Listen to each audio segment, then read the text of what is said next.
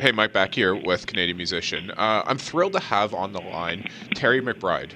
When it comes to heavy hitters in the Canadian music industry, Terry's about as heavy as they come. He's chairman and CEO and co-founder of Nettwerk Music Group, based out of Vancouver, which encompasses Nettwerk Productions, the indie record label, Nettwerk Management, Nettwerk One Publishing, and Artworks, graphic and fashion design. On the label side, Nettwerk has represented Fun, Passenger, Old Crow Medicine Show, Treble Charger, Chaos, tons more. On the management side, they currently represent Father John Misty, one of my favorite current artists, Ria May, Stereophonics, Mike Posner, a bunch more. Like I said, Terry has been honored numerous times, twice been awarded the Pollstar Industry Award for Personal Manager of the Year for his work with Sarah McLachlan as well as Avril Lavigne and Coldplay. He's also received a Juno Special Achievement Award for his outstanding contribution to the Canadian music industry. So like I said, when it comes to important folks in our industry and influential folks in our industry and also fascinating folks in our industry, Terry is all of that and more. So Terry, it's a thrill. How you doing, man? I'm doing well, thank you. The only reason I am heavy is because I have history. This is that was like quite the list, quite the mouthful there. Boy, oh boy.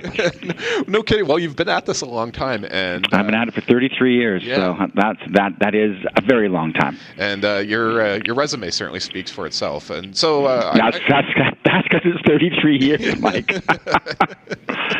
And I should tell folks, we spoke not that long ago, actually. I spoke to you for an article in the upcoming edition of Canadian Musician. It was kind of during that conversation that you were so fascinating that I wanted to have you back specifically for the podcast. I don't know what I said that caused this to happen, but I will promise not to do that again. So.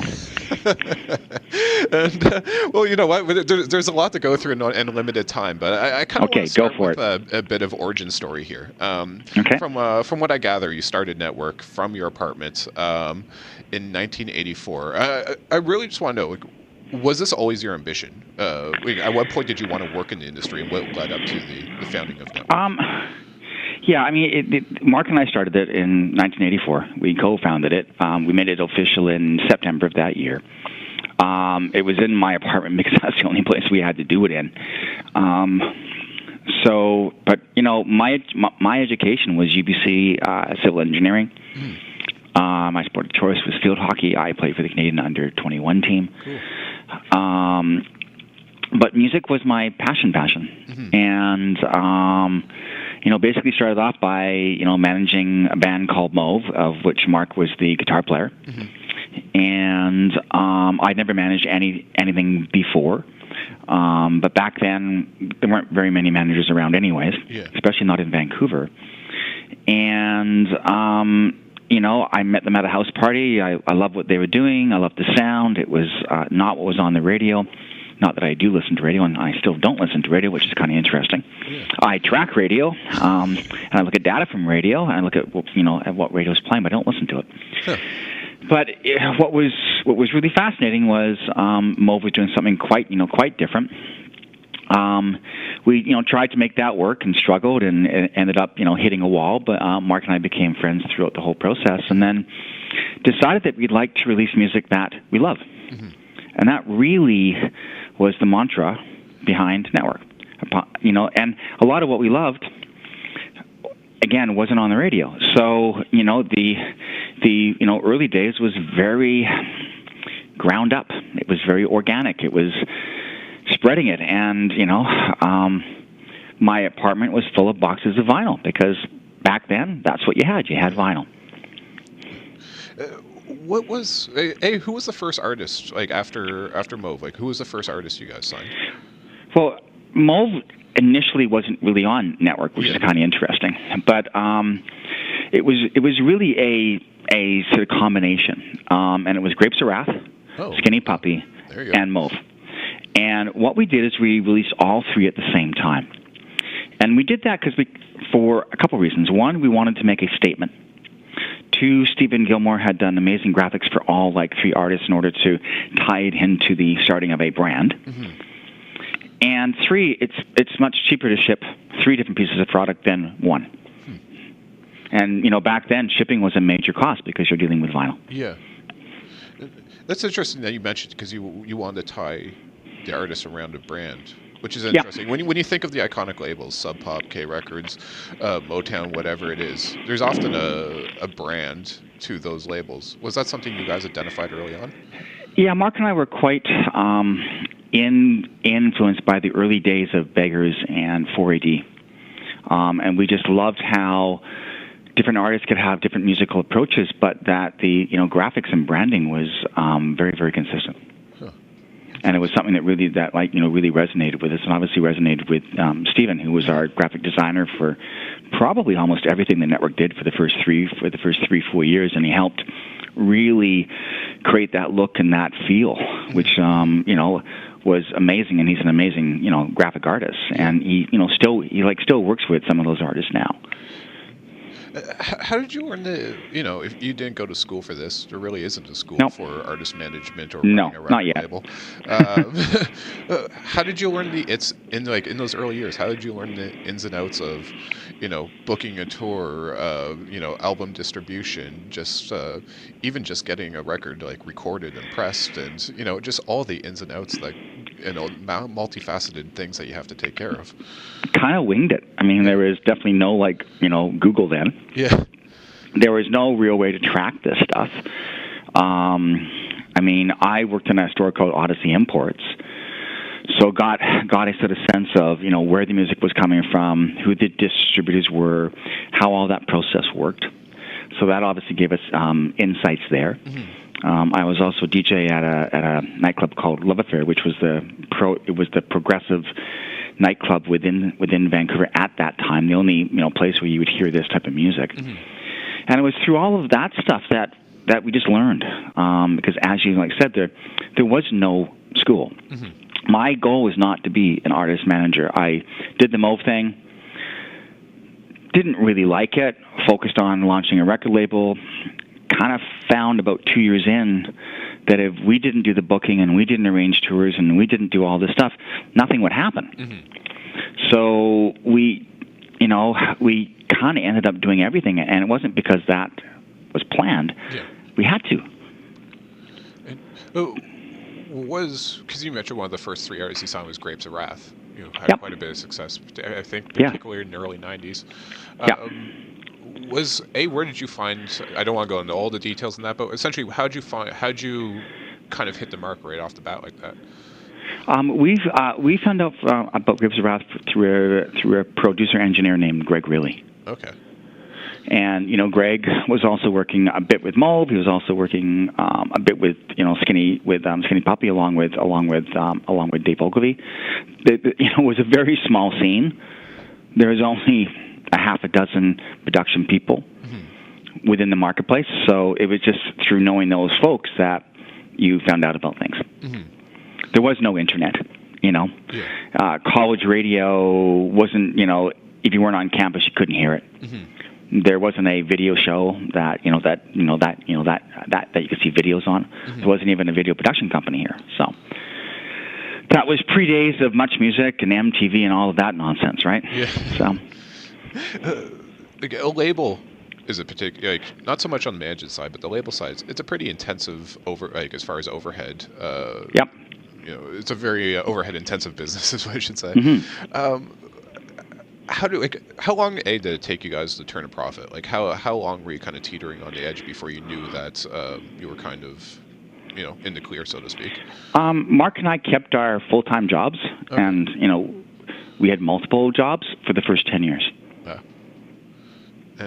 And anything that we made from those jobs after we paid for our rent and food went into the business.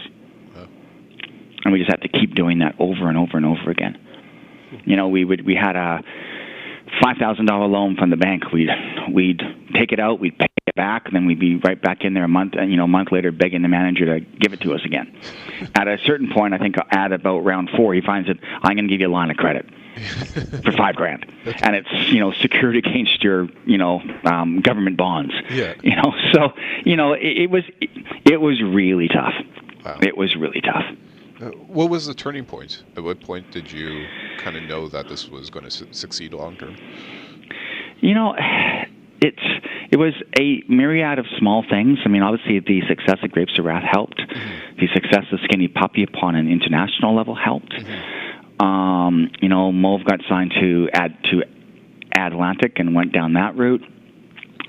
We started licensing in music from Australia, from England. Basically a decade in, so 1994, we were able to finally work it full time, and at that point, we kind of knew that we had a gig, but it was still really, really tough. It wasn't really till we had the major, international, success of Sarah that we were fiscally safe. Yeah. We had a lot of minor successes. We had never really had a big one. Mm-hmm. And when you say Sarah, is that Sarah McLachlan you're referring to? Mm-hmm. The huge wave, the CD boom of the 90s that really brought the industry as a whole to unprecedented heights revenue-wise. Was that something mostly, did that trickle down to newer indie labels such as you guys, or was that mostly driven by catalog sales for the major labels? Like, were you guys able to ride that wave? I would say that was mostly driven by catalog sales, frankly. Okay. I don't think it was really a massive boom for us. Yeah. I mean, even back then, a record store like a Tower or Walmart or, whoever it might be, had like 100,000 SKUs, and I can tell you that 99,000 of those belonged to the major labels. Yeah. So that was just that was just a reality. Our artists needed to tour. They needed to sell their CDs, their vinyl, their cassettes, their T-shirts from the sort of merch booth at the live shows in order to eke out a living. Huh. That was just the reality of it. So most of Nettwerk's artists in the early days were, touring artists. Mm-hmm. When did you find Sarah McLachlan? How did you Mark first saw Sarah, I believe, and I might not get these dates right, okay? Yeah. I believe in either 85 or 86. She was playing in a band that was supporting Mauve when they played Halifax. Okay. And I think they're called October Game. And Mark was blown away by her voice, by her stage presence. But I think at that point, she was 15, she was living with her parents, and the answer was a no. Yeah.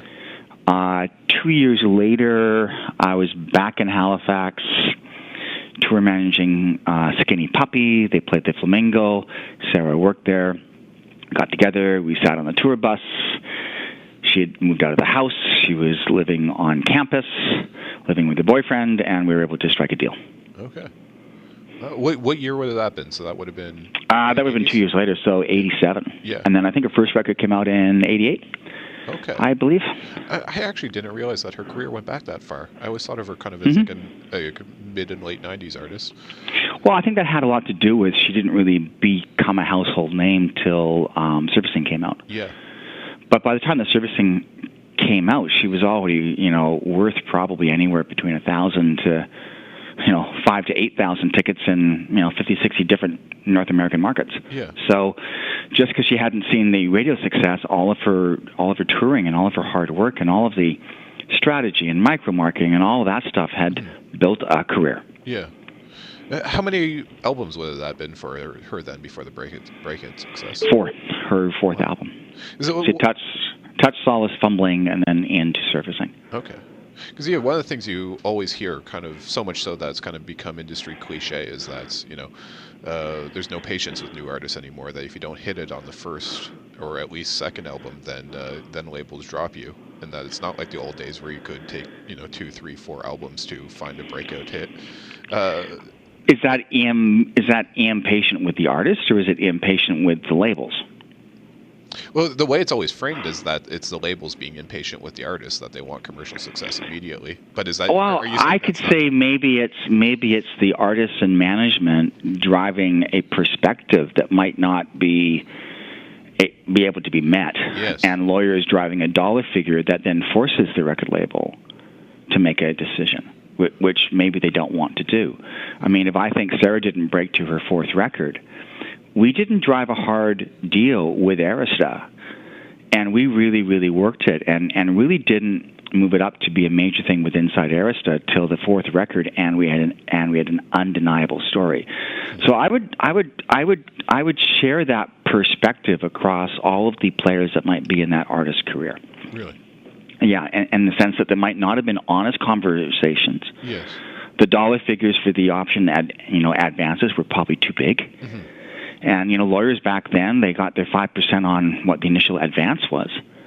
So it would put record labels in this really tough situation. Do I pick up the second option? Do I pick up the third option? Because the band's debit balance is so big because of these contractual advances. And that's simply not smart strategy. Yes. Is it still true that 9 out of 10 albums are going to lose money? So that part of the reason the labels need such a big percentage on the album sales is because they need to make it all back on that one hit record.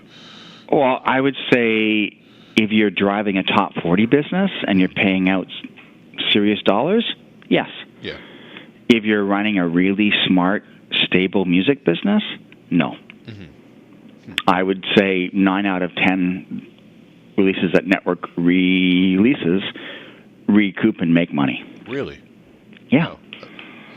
So it's all the perspective, it's the alignment with the artist, and obviously with management, so that you have the same goal. That's really, really crucial before Nettwerk signs any artist. And we, as a company, obviously have to believe that we can add value. Yes. And that I will have that passion from my sort of staff to build this artist's career. So within major labels, for the better part of the 80s, 90s, and probably the last decade, the sort of creative part of it, was the tail wagging the dog. Mm-hmm. So, Nettwerk comes at it really, really differently, and as such, our success rate is actually much, much higher and much, much, much more aligned. I mean, I'm never going to sign an artist who wants to be on top 40 radio. Yes. It's just, we're just not good at it. Yeah. And I think it's really, really difficult to basically play that game. Mm-hmm. Now, that doesn't mean that every once in a while, a song like Let Her Go might not come around and we know how to get it on top 40 radio. Mm-hmm. But, I mean, the conversation with Passenger, with Mike and Mike's management, that was never part of the initial discussion. It was about, you're writing beautiful music that we think more people need to hear. Yeah. Allow us to be a partner because we think we can do a lot to help you and also build your live career around it. That's very, very different than we can get you on the radio. It's a completely different conversation. And if Mike had said, no, I want to be on top 40 radio, we would never have done the deal. Yeah. Because it wouldn't have been aligned. When we spoke last time, when we got into the bit about data analytics, streaming analytics, you brought up the example of Mike Posner and the hit song, I Took a Pill in Ibiza. I Took a Pill in Ibiza, yeah. You said about Mike Posner that, here's an artist that Universal didn't give a crap about, and you were seeing data that was showing that there's on-tap potential there. What were you seeing? What was the data you were seeing that told you something that the others weren't seeing? So here's kind of how it works in the world. Mm-hmm. There's 50 different countries, 50 different culture codes, 50 different teams inside a major label. So Mike's song was getting airplay in Finland, and it was Shazamming in Russia. Mm-hmm. But the numbers were massive. And then it started to move through the Nordics, and those numbers held. They even got bigger. We knew that there was no way that Universal stateside, even Universal in the UK, were going to play this song without a really compelling story. Because here's an artist who had done 3 albums on RCA, had a couple of big hits, but hadn't had hits since, even though he had written hits for other big artists, Maroon 5 and Beaver. But he, as himself, was now known as a songwriter, not as an artist. Yes. So we needed to take that song around the world. We needed to follow the data. The way that we built the U.S. story is we got one top 40 station in San Francisco to put the track in. and within 20 like spins, it was getting top 10 Shazams. And then we built it and built it and built it. But it wasn't until it was undeniable that I, phoned up Charlie Walken and went, Charlie, not only is it a hit in this country, it's a hit in San Francisco. Look at this data. And he went, Terry, you're right. It is time to chase this song. Yeah. And, America's 8 or 9 different countries and 50 different cities. And it's a completely different approach to radio and how that happens than, let's say, Europe, which is mostly national radio and much, much smaller countries with smaller populations and very, very culture-coded.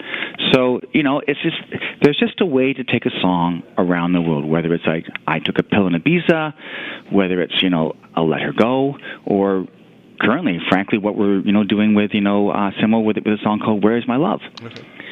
Where that started in Netherlands. Then it moved to Belgium. It's starting to happen in different U.S. cities. Indie 88 added it in Toronto, and guess what? The track's top 100 Shazams in Toronto from one radio station. Guess what? That shouldn't happen. Is that you? That shouldn't happen in those cities, or is that spreading naturally? No, that's us pitching. That's us talking. That's us telling the story. Yeah. All we need is one thing to happen, and if it reacts and the data proves it, then we can move it. The similar story started with inside the data that we get from Spotify. We were able to see that the track was outsaving and under-skipping on every playlist that it was on against the other songs that were on that playlist, to the extent that it was this kind of outsider.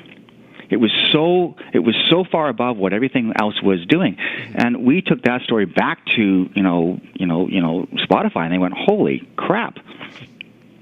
So they seeded it into more like playlists. Same reaction. We didn't go to radio. To that track was over 6 million streams a month. Wow. Then we went to radio because we had a story that said people that hear this, they Shazam it. Yeah. They save it. They don't skip it. So the song's not a radio song, just like Let Her Go by Passenger was not a radio song. But it's a reactionary song. So guess what? It's a radio song because it's striking a nerve. And that's exactly what we're doing with that song right now.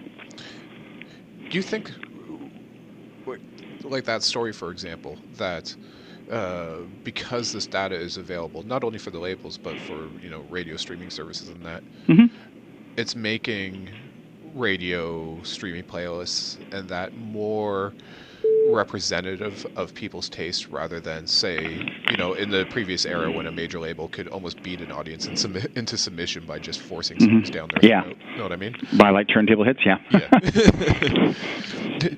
Yeah. Do you think that fans, whether they know it or not, are actually getting a more representative? I think the streaming, because it's a flat world phenomena, and if you've got the right data and you know what to do with it and you can build a story around it, I think it'll open up the success of more artists that come from the outside in versus the sort of standard production mill that we've got with the same 25 songwriters writing 90% of the hits. Yeah, Max Martin. It is going to allow great songs to get attention. Yeah. Where maybe a decade ago that would not have happened. Yeah. And I think streaming services, especially the likes of Spotify, who've opened up their API so that we can actually see what's happening. Spotify's going to break more artists because of their cooperative nature and their sort of partnership nature than any other streaming service. Something that's fascinated me, speaking of Spotify, is the potential for Spotify or Apple or any of the other major streaming services. Of course, those two are dominating it right now. To take the Netflix approach to say, you know what? Why are we giving 70% of our revenue to well, not just the labels, but labels are getting the majority share of that 70% that gets paid out. So essentially, those streaming services following the Netflix model and saying, why don't we become a label? Why don't we create our own original content? Do you think? I would say that's kind of comparing a grape to a watermelon. Yeah. Netflix didn't have all of the movies in the world. Mm-hmm. Didn't have all the TV shows in the world. Yes, that's true. Ever. Yeah. Where Spotify, Apple, Amazon, which, by the way, is the elephant in the room and very, very quickly could challenge Apple for the number 2 position. Mm-hmm. It's a completely different context, so I don't buy that argument. Mm-hmm. Because, Spotify's got 35 million songs up there. Why would they want to take any of them down? Yeah. And you'd have to create a shitload of content to basically make up for the 35 million songs that might get taken down. Yeah. In the case of Netflix, you're like talking. There's never been more than 1,000 or 1,500 pieces of intellectual property within their system on a month-by-month basis. Yes. Completely different situation. Mm-hmm. And, now that's not to say that Apple with the free cash couldn't buy all the major labels. Yeah, yeah, that's true. Yep. What do you think Apple's chess play is here with buying Shazam? I just think it's insight. Mm-hmm. It's not not like traveling blind. Apple's kind of interesting in that they're really, really good people, really, really good curators, but they don't share their data. Mm-hmm. So I can't see anything inside Apple's systems. Mm-hmm. I can, and usually with networks type of music, we under-index. Mm-hmm. Apple should be 15 to 20% of our Spotify streams, and certain artists they're 35%, and in other artists they're like 2%. Yes. And that's because it's fully curated. Mm-hmm. And sort of user-generated sharing is not as prominent because on their launch they didn't allow that. They kind of took an old school model that we know music better than you know music, and which I thought was strange, and I thought it was the wrong move because really all playlists are mixed cassettes, and it's what we as human beings use and share with others to introduce them to who and what we are. Yeah. So they completely didn't understand the emotive nature of music.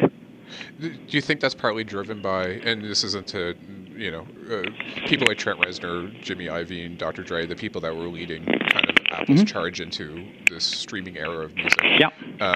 You certainly can't take anything away from the incredible achievements of those folks. No, not at all. But they're from a different era in the music industry. Yep. Do you think that informed that approach that Apple took? Possibly, but I honestly don't know. Yeah.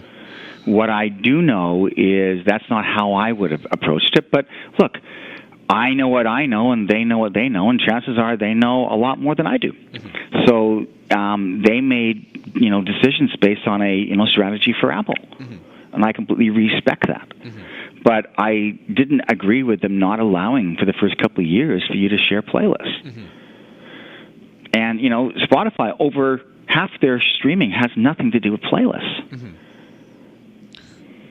When we talk streaming, often the big elephant in the room is YouTube, and I think I saw just today that YouTube is after a long protracted negotiations and contentious negotiations, it reached new deals with, I think it's Universal and Sony after Warner reached a deal with it earlier in the year. Do you think where do you think YouTube's heading? Do you think YouTube can reach a more equitable relationship with the music industry, or is that impossible as long as the whole safe harbor provision? I honestly don't know whether they can. Yeah. I discount YouTube and network strategy. Really? Even as a marketing platform rather than a revenue platform? Correct. Really? Correct. And why is that? Just because it's just... It's irrelevant to my artists. Mm. It's irrelevant to their well-being and their ability to make a living. So rather than focus on things that might be inequitable, I'd rather focus on things that are equitable and that can move the artist's career ahead. Yeah. Interesting. Plain and simple. Speaking of equitable, and kind of to put this back on the track of the network story here, to rewind back to kind of the collapse post-Napster of the industry, how were you guys? What was your secret to weathering that? How were you able to do that? Well, a couple of things. We obviously had business units that weren't just record labels. Mm-hmm. We also had management. We also had publishing. But we also had an attitude that you can't sue your music fans. Yeah. And that you can actually learn a lot from them. But the major attitude that we had was the sort of realization that music's not copyrights. Music, I would even argue, is not even lyrics and melodies and choruses. A song is an emotion. Mm-hmm.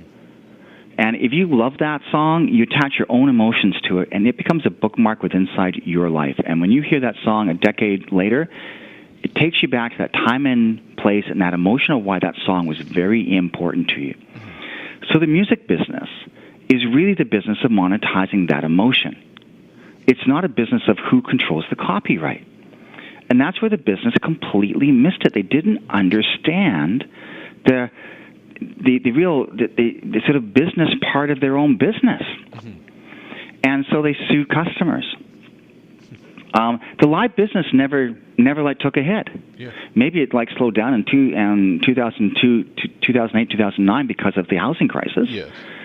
But the live business continued to grow. Prices continued to go up because they were monetizing that emotional connection. Yeah. The music business never got that. And it wasn't until, Spotify and digital, valets came along to make it really easy to listen to music, to add that emotional value back in. Mm-hmm.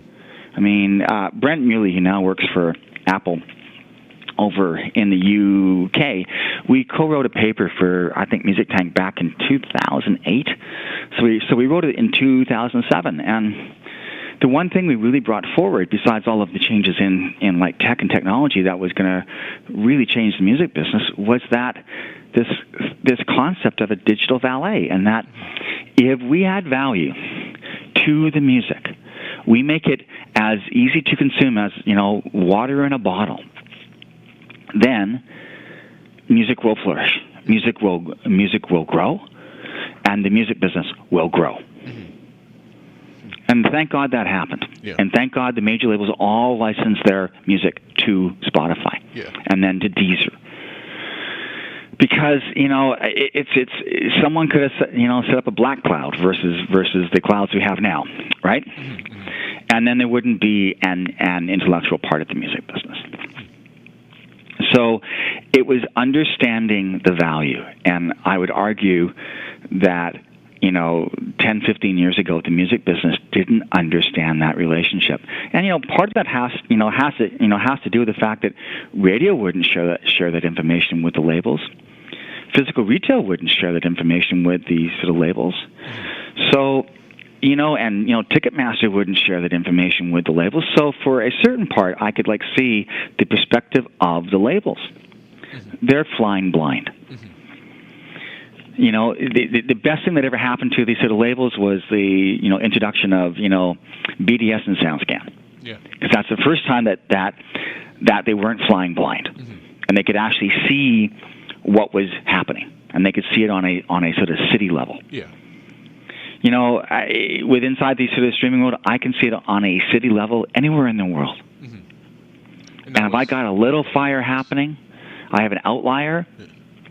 Then we can go around that. We can see whether it's one that can travel, and then we can spend 16 months turning it into a hit. Mm-hmm. And that's to the record company's credit, they didn't have that. Mm-hmm. So I understand their mentality, but I really fought against the thought that suing your customer was a really good business model. Yeah. And we were the first member of the RIAA to step out. And we defended a family in Texas to put a stop to it. Oh wow, I didn't know that. Oh yeah, you should go back in history. And I went and talked to Sherman and all those folks and said, no. I said, we need to stop this. We are shooting ourselves in the foot. It's wrong. Yes. And by the way, these like 20 artists that this person ripped off would never sue this person. Yeah. And they were just making kind of sacrificial lambs of almost arbitrary. What they didn't understand is all these people wanted to do was share the music. Yeah. That was the emotional value. They completely did not get it. It was like, we own these copyrights, you can't do anything with them unless we say it's fine and you pay us for it. Mm-hmm. That's not the emotional value of music. Mm-hmm. And that's something that I think streaming has tapped into extremely well. Streaming is a digital version of a mixed cassette. Yeah. And you can share it, which is why Spotify did so well even after Apple came into the marketplace, because Apple did not allow people to share it. Yes. You had to listen to what was curated. It was a radio model. Mm-hmm. They've since changed, mm-hmm. but it was a radio model. And now you've got Amazon coming in, and Amazon's really interesting to me because a lot of it is AI based, and that makes it really easy for people to express what they want to hear. Mm-hmm. And that's why I think Amazon could easily jump Apple and quickly become the number 2 streaming service inside the world. What has always surprised me, and full disclosure, as the streaming service I pay to subscribe to is Google Play Music, but it's always just mm-hmm. baffled me that Google, frankly, has a very good service on par with Spotify. I would say, there's mm-hmm. Fairly minute features that one or the other has that makes it whatever better or worse for any individual person's setup. But anyways, the point is that Google has a very good service. It has the same 35 million songs everyone else does, and it pretty much owns the internet as a parent company. It just baffled me that it hasn't competed better in this space. Because Spotify shares its data. It allows people like me to see what's happening. Yeah. It allows people like me to take songs by special artists and make them heard. Apple, I can't do that. Amazon, I can't do that. Google, I can't do that. They simply don't give me the information. And if they did, it would only grow their own ecosystems. How would that affect how many? Because the general music fan doesn't necessarily care what data it's sharing with you as a label owner or manager. They just care about mm-hmm. it as a consumer music service. Yep. So how does that affect how many actual users they have? Well, because if a song's reacting really, really well, mm-hmm. rather than having 50 songs on a sort of playlist where 45 are emotionally dead and 5 you just love, mm-hmm. imagine if you were served it the other way around. 45 you absolutely loved, and 5 that were so-so. Mm-hmm. What would your emotional connection be to that digital valet? Yeah. It would be incredibly low. Look, I own everything Apple, mm-hmm. and always have since I had the little tiny Mac box with the friggin' floppy drive. Yeah. Okay, but I looked at the Apple streaming service and I looked at my Spotify and I went, I can't share. I can't be me. I'm sticking with Spotify. Mm-hmm. Mm-hmm. And, Spotify with, all of their ability to serve you up songs in the initial Pandora model that you might like and they really nail it, only increases your emotional connection to this digital valet is giving me value for what I'm paying for it. Mm-hmm. And that's huge. Mm-hmm. So what is the value of giving us the data? We focus all of our promotional and marketing efforts around songs that are reacting. Mm-hmm. Doesn't mean that they're a radio song, but they're songs that are having an emotional impact upon someone's life, hopefully making it a better life. Mm-hmm.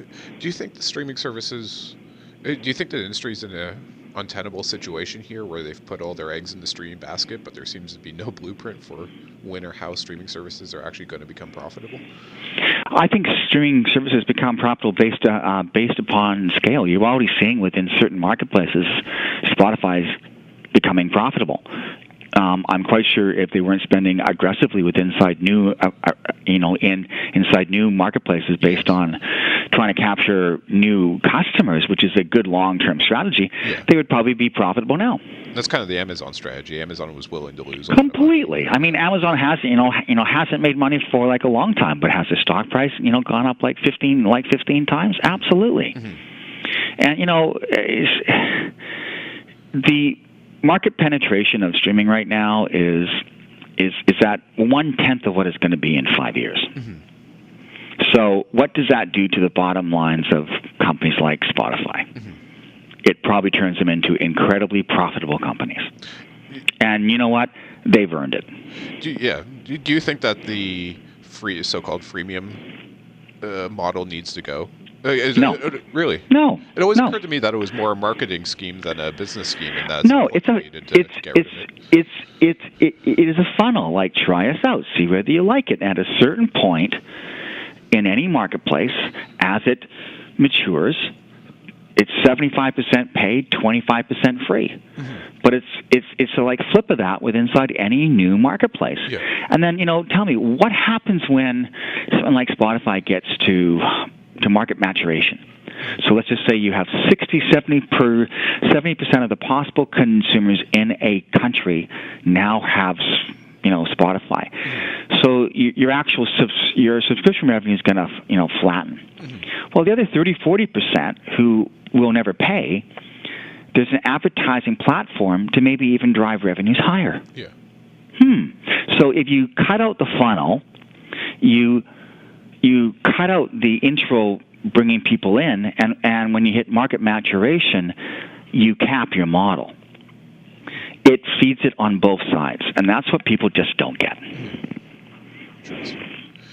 And that's why they should never give it up. And it's funny because even at the height of the CD boom, the late 98, 99, the highest year ever for the... 99 I think it was, The best year ever for the music industry as far as revenue. Even at that point, the average annual spend on recorded music was only around $65.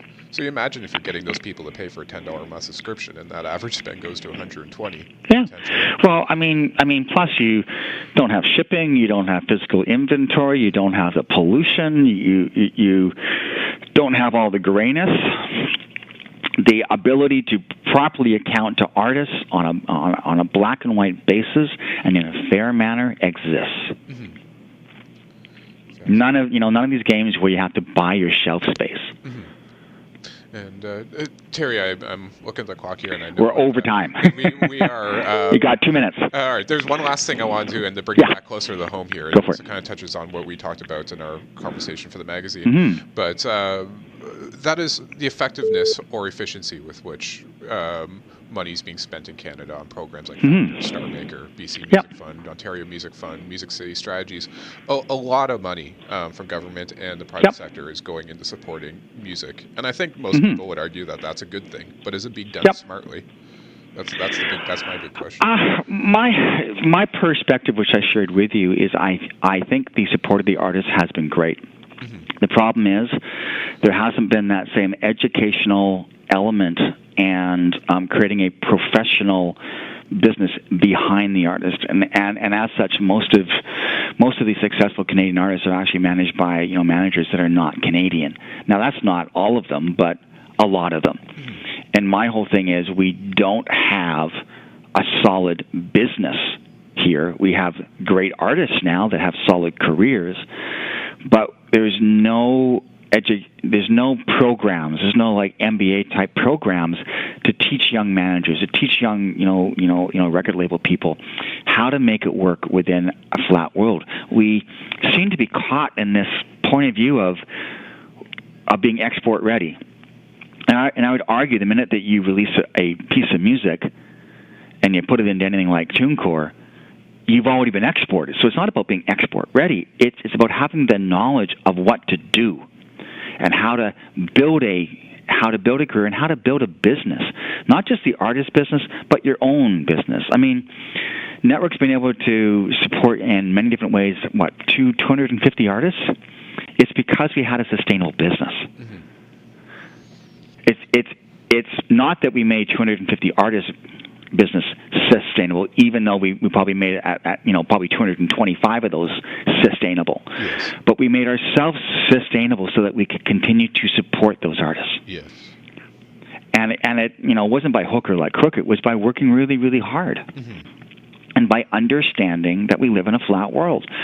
So our government policy is still tied into trade. It's still tied into this thought that we need to export. Mm-hmm. But digital has it has no borders. Mm-hmm. And that type of thinking inside the business has to change, and we need to educate a new generation of business leaders inside the music business that happen to be Canadian. Yes. And that's going to help all of this investment, which has been a wise investment inside the creative community. Well said. And Terry, I'll let you go, but despite your best efforts, this was an incredibly fascinating conversation. Well, obviously you asked the right questions, and obviously things that I'm obviously passionate about. So you got the passion. Absolutely, and honestly, I consider it a privilege to be able to kind of pick your brain. Well, likewise. So I'm humble. I'm humble when people come at it from that point of view, because you know what, I'm just a normal person. I just happen to love music, so that's all. That's all there is to it, really. But also incredibly insightful, and you provide a unique perspective. So honestly, Terry, I just really appreciate making all this time. I really enjoyed this. You're more than welcome. And now I've got to hop on a Facebook conversation, because I guess Facebook's bringing in music. So there you go. There you go. Okay, we'll talk later. All okay. Right. Cheers. Thank you, Terry. Bye. Bye.